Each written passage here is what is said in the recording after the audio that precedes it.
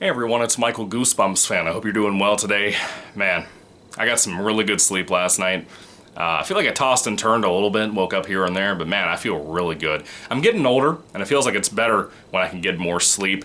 Last week I didn't make any videos at all. Usually I upload on the weekends, maybe one or two videos, typically one, just because I stay so busy here lately. Work's been an absolute hectic mess, just a complete mess. It's a nightmare right now. So anyway, last weekend was my 1-year anniversary being married to my beautiful wife, Rachel. And honey, if you happen to be watching this video, I doubt you will, but if you do, thank you for watching. I love you, and thank you for all that you do for me. Thank you for being the best wife I could ever ask for. I had a great weekend. We just enjoyed so much time. We went out to a really nice restaurant we love, and we just had a blast. I couldn't even ask for a better wife or a better best friend or anything like that. You know, I've been extremely blessed by God with the kind of family, the kind of life that I have right now. And, you know, you guys are a part of that. And I wanted to thank you for giving me a little leniency last week and let me have a little bit of time to just kind of walk off. This past weekend, I was going to have this review up for you. I finished this on Saturday. I think I finished reading this book. And of course, we were out of town, though, to go see my father-in-law, my wife's dad.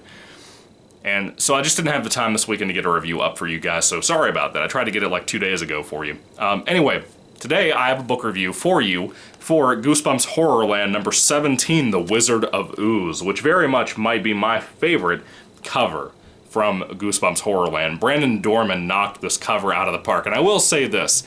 This is supposed to be the Ooze, who is a comic book character. We'll get into that, because this is a comic book-related Goosebumps book. The Ooze on this cover looks way better than he's described in the book. I'm just going to stand firm on that. I feel that way. I would have loved to have seen one day Tim Jacobus remake Brandon Dorman's artwork, just as a, not like a shade-throwing thing, but just to let me see what he can do with some of these newer Goosebumps covers and stuff, but it wouldn't really matter. Anyway, Goosebumps HorrorLand, The Wizard of Ooze. I have like 2 more books in the HorrorLand series. I've already read Slappy New Year, which is the next book. I read that a long time ago, like early 6 months on the channel. And after that, we have Chiller House, I think it's what the book is called, or House of Chiller, something like that, which is the absolute last HorrorLand book that ever came out. But I also have the Survival Guide, which I haven't read yet, so I need to read that at some point and do a review on that too. That's a longer book too. I think it's longer than most Goosebumps books, maybe closer to 200 pages. Anyway, The Wizard of Ooze. Like most HorrorLand books, especially in the later series after you finish like the first 12 books, you start having books that are kind of standalone books. This is one of those. You do not have to read anything else to understand what happens in this book. I want to make that explicitly clear. Most of the HorrorLand series, for the first 12 or 13 books, you have to read every single one in order to understand the events in the last 40 pages of the book, because the last 40 pages of each of those books tie into each other about all of these characters showing up in Horrorland, dealing with this crazy situation that's going on there. Another place called Panic Park. Horrorland has improved in a lot of ways, and I will tell you this. The Wizard of Ooze, I genuinely loved. I thought it was a great book. It's not perfect, but I loved it. I had a great time reading this. It is a comic book-related Goosebumps book, which I did not know about. And the way I kind of look at comic book-related Goosebumps books is that you have, like, the perfection, like Attack of the Mutant, which is a classic. Everybody loves Attack of the Mutant. Then you have Little Comic Book Shop of Horrors, which is a Give Yourself Goosebumps book, or a Choose Your Own Adventure book, if you want to call it that instead. And Little Comic Book Shop of Horrors is a fantastic book. If you love Universal Monsters, if you love X-Men, it has all of that in one big bundle, and I love it. It's a great one. Those two, to me, are the best comic book-related Goosebumps books, even though I love, like, anytime Dr. Maniac shows up or something, I pretty much love the experience of those books. Those books aren't perfect either, but I love Dr. Maniac as one of my favorite Goosebumps comic book villains. The Ooze is a character that our main character, Marco, is obsessed with. It's his Batman, basically. It's an anti-hero type, a villainous type, if you will. He's basically a big, oily monster made out of, well, I guess oil or sludge or something like that. When he gets near you, it's really, really hot and steaming and whatnot. He can basically boil your skin, you know, with his essence, I guess, whatever, his atmosphere. If you're near him, he's going to burn you up, basically. Like I said, the one on the cover is a lot better than the one described in the book. The one in the book has like a blue tongue, like a snake tongue that goes in and out all the time. It's really weird. But anyway, the book starts off in Horrorland itself. Marco and his friend, what is the friend's name? I can't remember the friend's name. Even so, he's there with a friend, and she's a girl. And when they're out in Horrorland, they have to play a game with a guy called Winner. and his last name happens to be Take All. Yeah, winner take all. Yeah, I get it, R.L. Stine.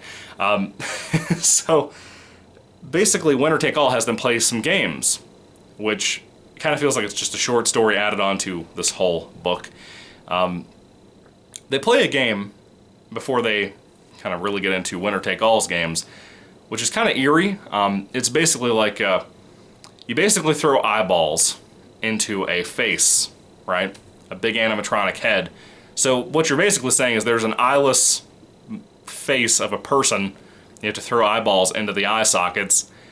Yeah, it's genuinely, to me, somebody who's terrified of animatronics and whatnot, that's terrifying, because as soon as the eyeball finally lands into the socket, the face starts screaming, which is horrifying. It's genuinely horrifying. It gave me some chills when I was reading that. That picture will never leave my head when I think about this book. That will probably be the big standout for me just because of personal fears of stuff like that. I'll never forget that. I thought you should know about that too, so you can have nightmares as well. So, screaming animatronic faces. All that aside, you know, we have the characters hang out with winner take all, and they lose at the game they're playing, where they're basically playing a game of tug of war with a piece of rope behind a curtain, and they don't know who they're playing tug of war with. And once that situation's over and they've lost the game, they basically get 10% off coupons for anything in Chiller House from Jonathan Chiller, who looks like Ben Franklin. We've heard his name mentioned all over the HorrorLand series, particularly in the last 2 or 3 or 4 books that I've read in the series. And Jonathan Chiller will basically have a store that you can go in. It's a novelty shop, souvenir shop type of thing. And you go in and you pick out stuff. People typically get 2 different things. One for like a brother or sister who's not on the trip. In this case, Zeke, the younger brother, is not on the trip with Marco, so he buys a little toy of a nose that you can stick on different parts of your head and whatnot to fool people into thinking you have 2 noses. That's a cute idea, I guess. Even though Zeke sticks it on a wall. That's weird. Zeke is a weird kid. Anyway, so Marco buys that fake nose while he's still there before, you know, he has to go home. And he also happens to pick up a graphic novel, which I thought, okay, comic book. We're going to go comic book route. I didn't know about that. I don't read the back of the books because I like to just kind of jump in and see what I'm going to get. Picks up a graphic novel, and it happens to be for a character called the Ooze, which is a character that he loves. This whole Wizard of Ooze thing really doesn't have too much going for it. It doesn't really matter, you know? The wizard part, at least, doesn't really matter. It doesn't really have any point in the story that it matters at all about the Wizard of Ooze.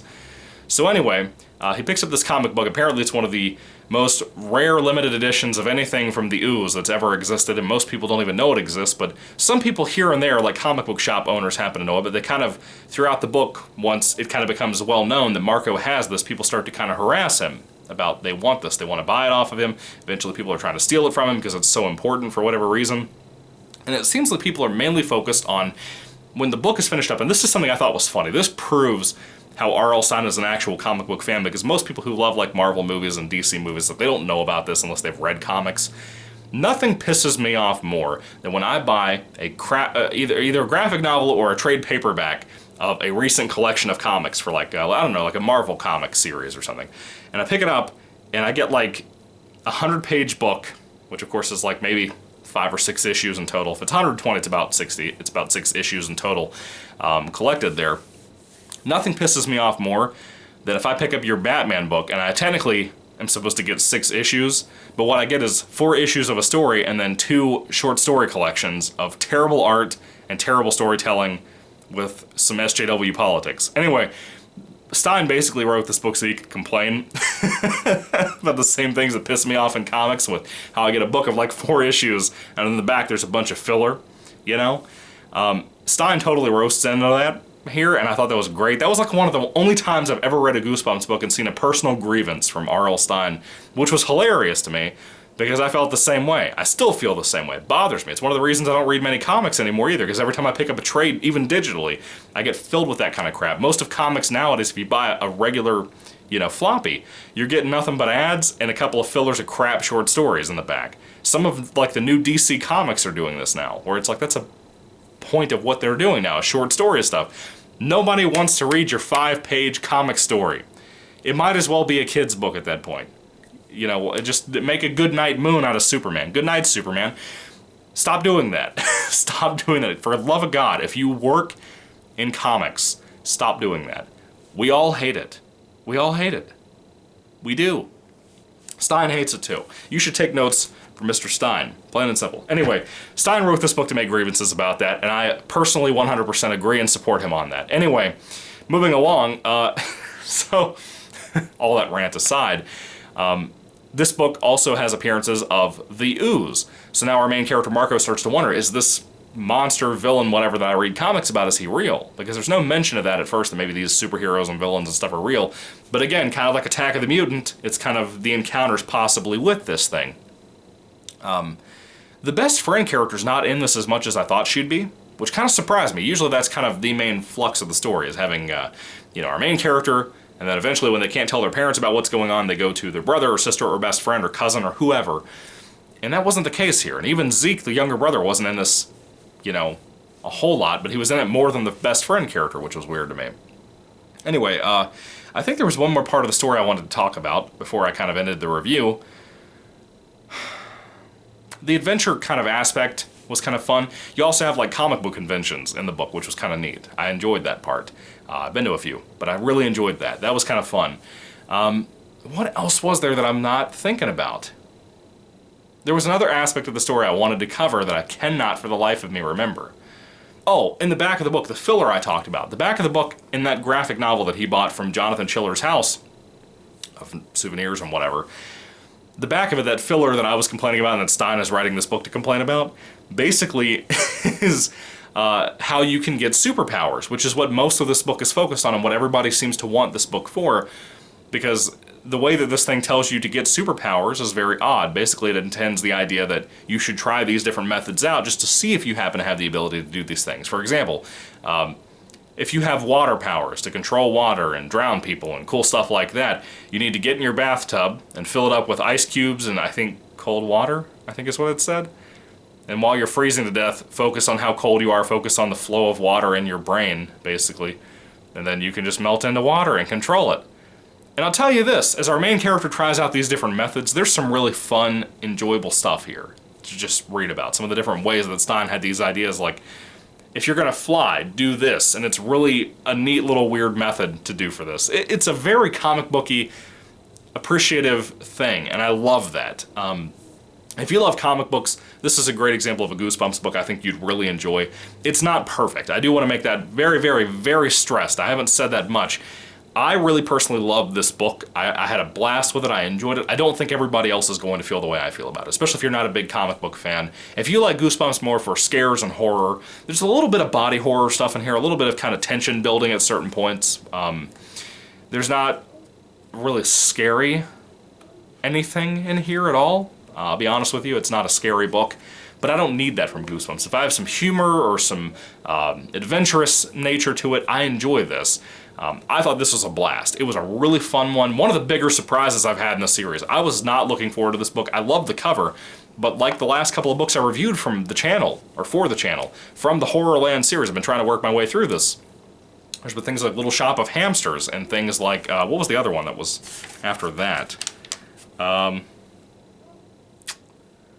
Heads You Lose. I wasn't expecting to like either of those books, and I really, really enjoyed them. It seems to me like once HorrorLand got away from that numerical order reading situation after like book 12 or 13 or whatever, once they got back to standalone books, Stein was knocking it out of the park, which makes me sad because those other books that we read, you know, through the series that I've reviewed here on the channel, it seems like we could have had a lot more of an enjoyable time in 2008 when these books were coming out, you know, compared to what ended up happening. So it's kind of sad, it's kind of a letdown, I'll be honest with you, but I enjoyed the book. I wish we had more HorrorLand books that were like this, instead of what we got, with like a 100-page story and 40 pages of tie-in stuff. It was an interesting experiment, but it didn't last, it didn't do very well. I think there's a reason for that. Anyway, when it comes to Goosebumps HorrorLand number 17, The Wizard of Ooze, great cover, really great book. I enjoyed the crap out of this. It was a blast, it was so much fun. I loved it, I had a blast with it. The ending is a little, I want to say weak. It's not a bad ending, it's not anything like that, it's just a little weak. It's not as good as I wanted it to be. It was enjoyable, it was silly, it was goofy. There's a lot of humor in the book, but like I said, there's a lot of tension in here too. Not scary whatsoever, but it was a great book. If you love comics, or if you have a kid or a niece or nephew or whatever that loves comic books, pick this book up for them. They'll love it, I promise you. Really fun one. If I had to rate this book on a 5-star basis, I would give it a 4 out of 5 stars. I want to give it more. I really, really, really want to give it a 5 because I had a blast with this, but it's not perfect. It's not what I consider a 5 out of 5. Attack of the Mutant, Little Comic Book Shop of Horrors, those are 5 out of 5s for me. This is not just here, it's not just there just yet for me. But 4 out of 5 stars, that's a freaking good review, man, for a rating for this book. What did you think about The Wizard of Ooze? Did you love this book? Did you hate this book? What did you think about it? I've got to hear what you have to say about this book down in the comment section down below, because I feel like I'm the only person on the planet who loved this the way I did. It's a blast. I had a really good time with this. And again, I'm so surprised with these more recent books, like Little Shop of Hamsters and Heads You Lose, and how much enjoyability I found in those, because I didn't expect to at all. I don't know why. I haven't been a big fan of Horrorland, but I just kind of expected those books not to be as good as they were, you know? Anyway, what are your thoughts? Put them down below. Thank you for watching, guys. God bless you, and goodbye.